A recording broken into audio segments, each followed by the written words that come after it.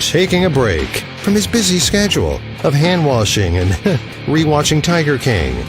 It's time for BSing with Big Nate.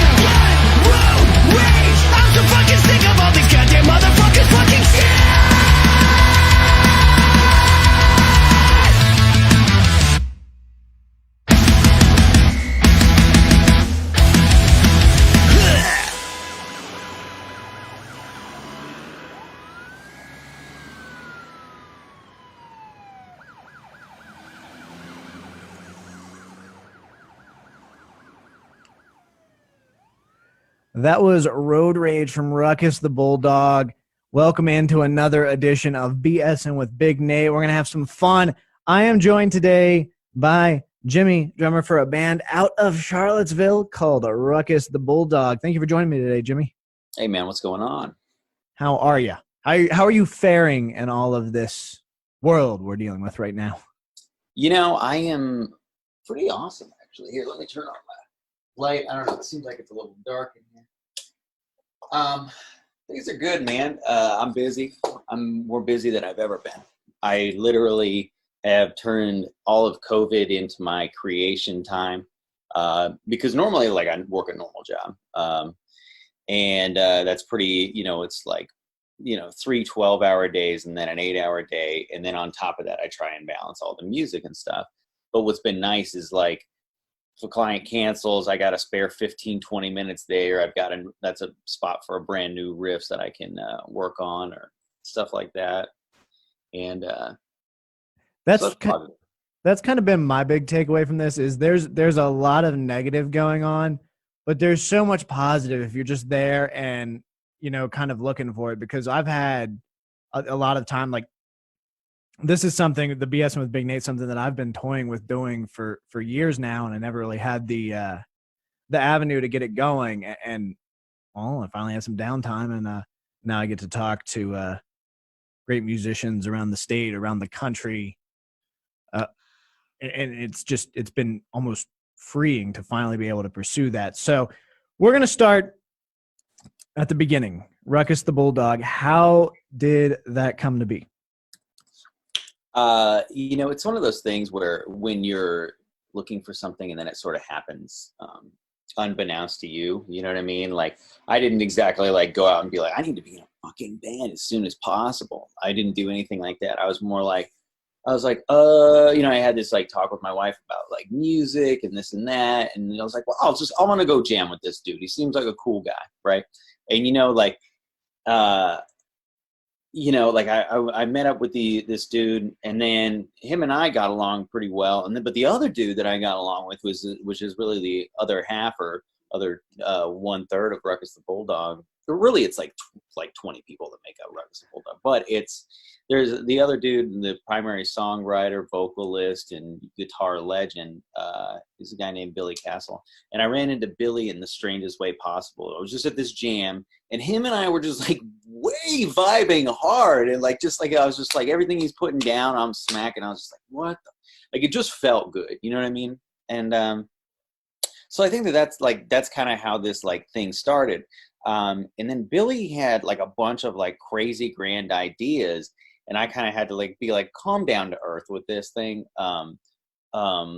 He's got a really cool like side thing, and there's like an entire like storyline that's developed. So it's kind of like think like kind of a post-apocalyptic world, but there's also all these like cartoonish characters that are involved as well. So he's got this like side story thing, and that's really cool. And so that's what like a lot of the lyrics and things that are based on some of our songs are based on, right?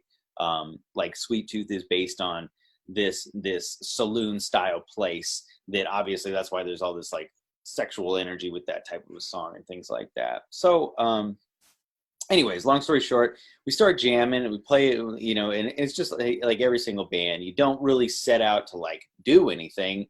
And then next thing you know, you're, knee deep in trying to figure out how you're going to fit in all these shows. How are you going to do this? How are you going to write this? When are we going to get this new music out? When is the art getting done on this? Who's doing those types of things? No, it's intriguing to me, the story. You mentioned there's like 20 different people that make up Ruckus, and I was kind of doing my research for this because Ambler introduced me to you guys, which many thanks to Ambler, because I've been listening to Welcome to Thrashville on a loop. It's pretty fantastic stuff. But in the bio, when I was doing the research, Ruckus is filled out with their badass gang of associates, and there's like a bunch of people there with like Mark the Shark, Nate Always Late. So are these just people that kind of were there, and you put it upon them to join, or because I mean, I've watched like, okay, so like live, we're just going like balls to the walls, fucking crazy the whole time. But also, like, I just don't have time to jump into a shark outfit and then like, change outfits mid thing while I'm thrashing around on the drum set. I'm already exhausted and fucking whatever. But like, funny, like we're always doing like gags and things like this. Like it's always like funny things that I just think up or whatever. And I'm like, we should just do it and then see what happens. Like we played with this band that's like a theatrical rock band called the Falsies. And they were like, basically the reason that we even really broke in hard to the Charlottesville scene is this guy named Lance Brenner and Morgan Morin. She's the bassist for that band. And it's one guy and basically an assortment of characters. And we love that idea. So I thought, well, what could be the most dramatic thing that could happen? I was like, oh, we get murdered. And so then like the first thing we did was we had Jason from Halloween like come out and murder us. And so, or sorry, Mike Myers from Halloween come out and murder us. And so like, then it's just been like one thing, but it went off so well the first time because we were like, what? And then next thing I know, I'm like straddling him with a giant like toilet paper shooting gun over top of that while like Billy's like getting like, like blood packets are coming down our face while, like just like stupid theatrics. And then it's just gotten more and more and more outrageous. Like, our Christmas show, I brought this little person named Eric Roccaprio, who's like one of the coolest dudes I've ever met in my life, all the way from New York City. He's been in a couple of Universal Studios films. And I just had this idea. I was like, I want to tell the story of like a rock and roll Christmas and do that at a show. And then he's the star of the show. And then just crazy shit happened. And so I like wrote a whole, I wrote a novella like based on like a Mexican soap opera. And then we did that at the show, but incorporated our music. And then they're like, looks like he's got a sweet tooth. And so, I don't know, man. So to accomplish all that, to get to the point, is like, to accomplish all that is that it's literally necessary to just have other people, dude. Like, I don't have time to like get all away from the drum set, dress up as a giant Santa, come in and like hit on a side character. And that's kind of the cool thing, is like the collaboration. Like a big thing in our scene, dude, is like I see like people are on their own a lot and they think that they're like so badass. And I just want to be friends with everybody. Like I've always just wanted to be friends with everybody. And so the more cool, talented, funny people that I get involved in what we're doing, the happier I am, you know? No, and that's a really positive attitude. I'm glad to hear that. When I got to ask, like for instance, that Christmas show you're describing, how much rehearsal goes into something like that? Because you obviously there's a lot involved. You wrote like this whole story for it. Like, do you kind of just do a dry run once and then go through it live, or like what's that look like?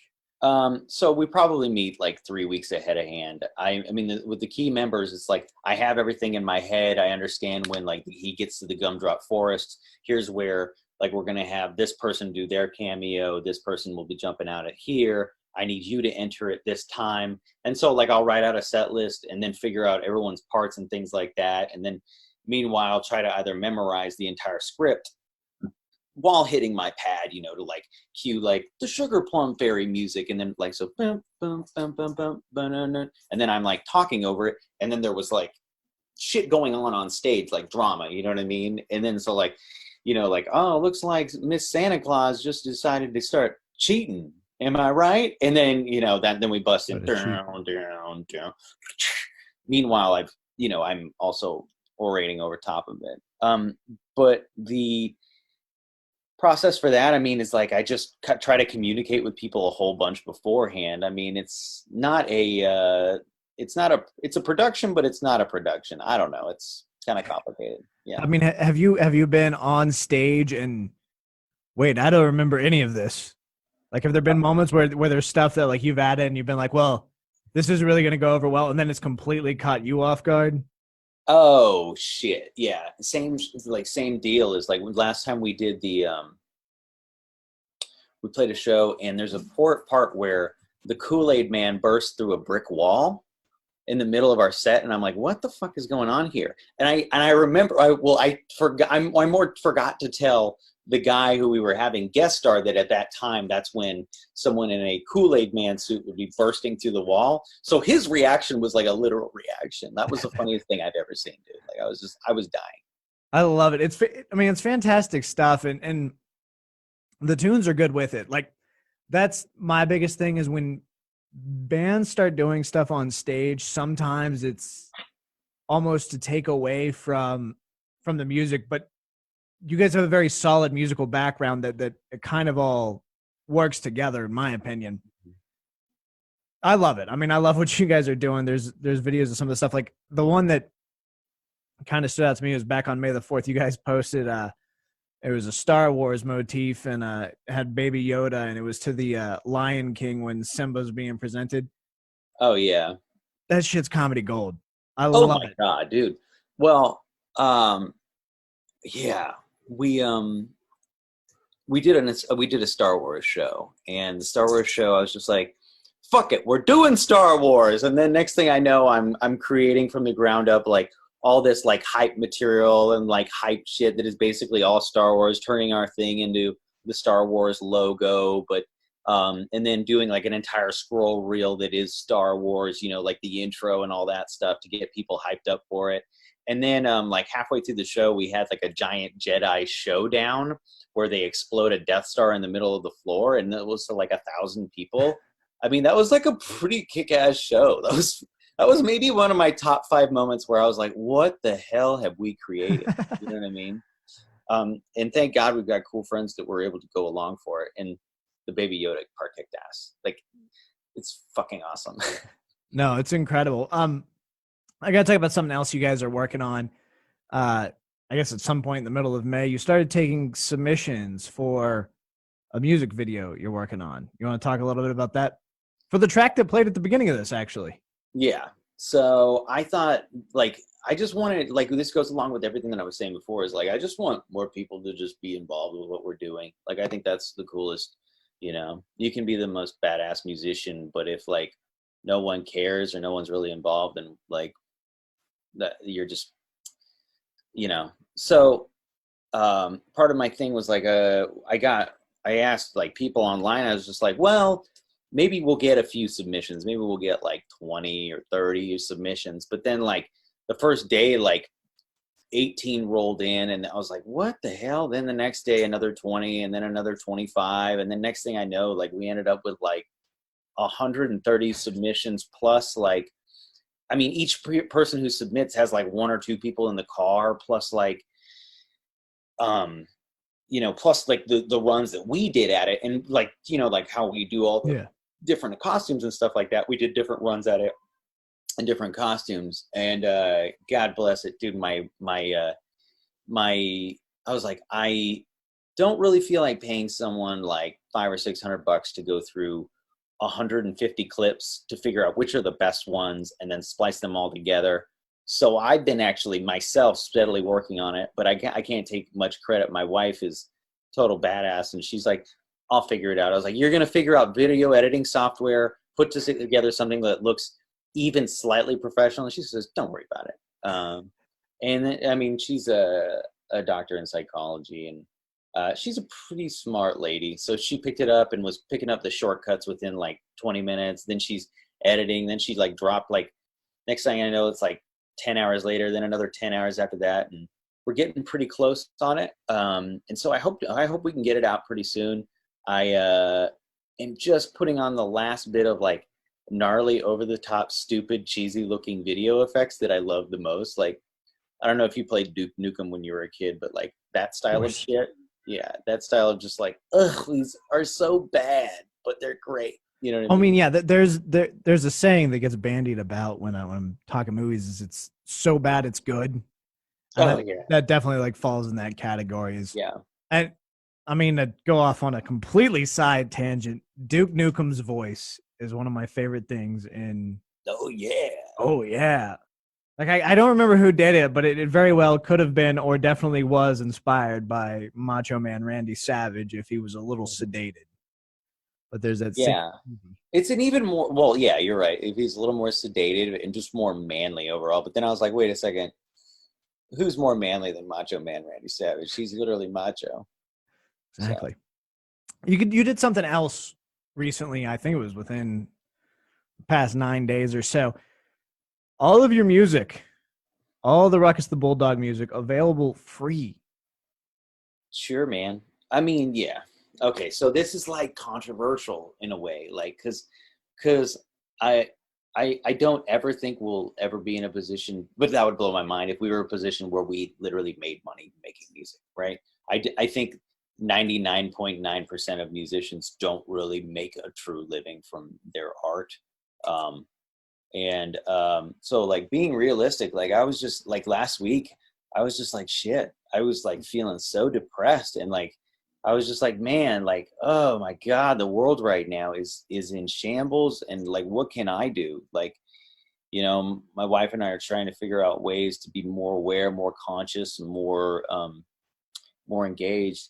And I just said, you know what, like, fuck it. Like, you give people music, like, give it. And then it got like 100 downloads the first day. So that's like 700 or 600 songs that were just downloaded in that day. And I was just like, that's pretty badass. Like, that's super cool. So I hope that like people were, you know, enjoying that and took that for what it is, you know. And I think also, like, you know, and what was weird is I kind of caught flack from like one of my musician friends. He's like, you know, you can't just give away your art. I was like, I didn't realize I was making money from my art. You know what I mean? Yeah. And so like, with that in mind, it's like, I don't know. I just think like, it's kind of like, I don't want to get anything from anybody. I want to give. And so that's really what I had to give with the band. Like I just sent out a text message, and it was sort of a, just like 1 second thought. I was just like, you know what? I don't I just want to give this away right now. And yeah, I mean, what do you think on that? What do you think on something like that? Like just giving away your music? I'm on the whole a huge fan of it. I think particularly, and I mean, it's probably not something I should be saying, but I think you're absolutely right. Is until you reach a certain point, until you reach a certain level, music kind of takes from you. And that's not to say that that's a bad thing necessarily, but it's definitely not something you get involved with without having a passion for it. At the end of the day, you still got to make money, yes, but if you're creating your art, you feel honest and open about it and want to share it. I think that's incredible. But also on the flip side, you're just sharing the music. There's so much more to that because Ruckus the Bulldog does put on a killer live show. And granted, not a lot of shows going on right now. That's something that I assume. I'm not trying to put words in your mouth, but it's something I'm assuming that's going to come back once everything really reopens and expands. And I think it's a small gesture, but it goes a long way. Mm-hmm. So I'm a huge fan of it. I think that's a cool move. Exactly. I mean, I don't know, man. It's like, it's also like too, like with Spotify and stuff like that. Whenever I find out about a band, I just download all their stuff on Spotify, and then I follow them on Spotify and on Facebook. And then whenever they come to town, like there's this band called Hodera who are not that big. Let me see, like how big are Hodera? Like they got 5,000 likes, right? 5,000 likes, and they have these songs that just kick ass, dude. Like they're good songs. And one song in particular they've got that just really wipes me out. It's called Breathe Easy, I think. And that song in general, I'm just like astounded. But like I drove like an hour and a half to go see them out of my way, just from hearing their music and listening to it for a long time. And I mean, I know that's how music works, right? That's how you go to shows. You find out about music, you like the music, you go see the music, right? That's how it works. So like the more I get it out there, the more people that have it, the more people that say maybe to a friend, like there's this crazy ass band with a bunch of where the Kool-Aid man jumps out at Jar Jar Binks. You should go see them live. They're pretty cool. And they rock to boot. You know what I mean? It's not like a shitty show. It's like, dude, they're actually a fucking killer band. Yeah. It's like Guar. You know what I mean?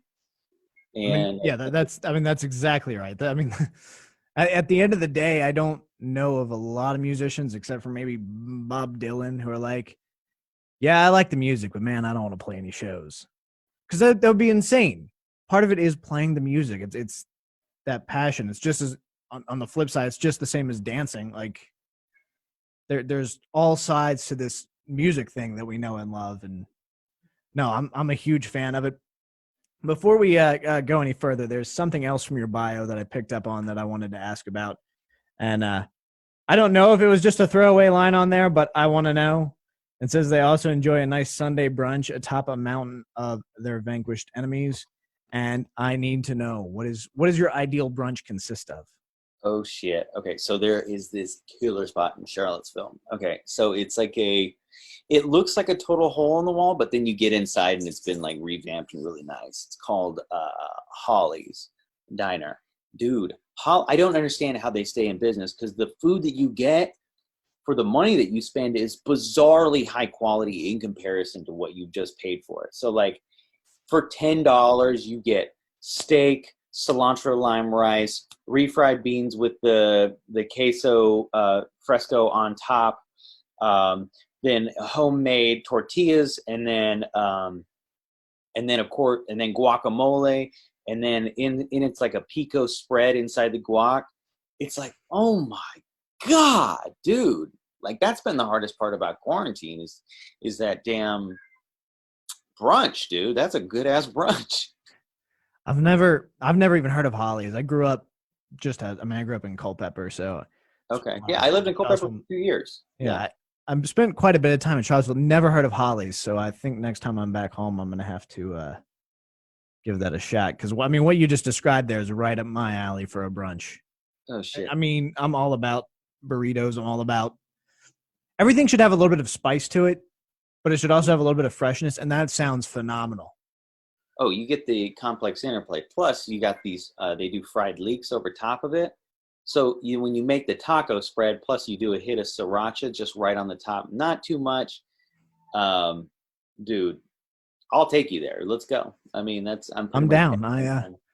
I think I should be up that way some point later this summer. We'll have to go to Holly's. Where can the lovely fans of BSing with Big Nate find and interact with Ruckus the Bulldog? Typically Facebook, some Instagram.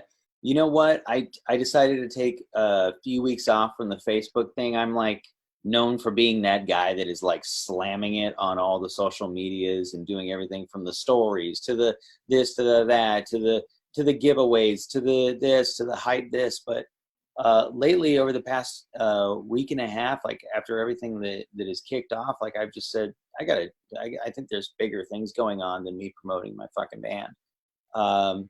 And so I stepped back from it. And but other than that, yeah, dude, check it out there. It's on Spotify. It's on iTunes. Just stream it. Enjoy it, dude. That's the number one thing is just enjoy it. Take it.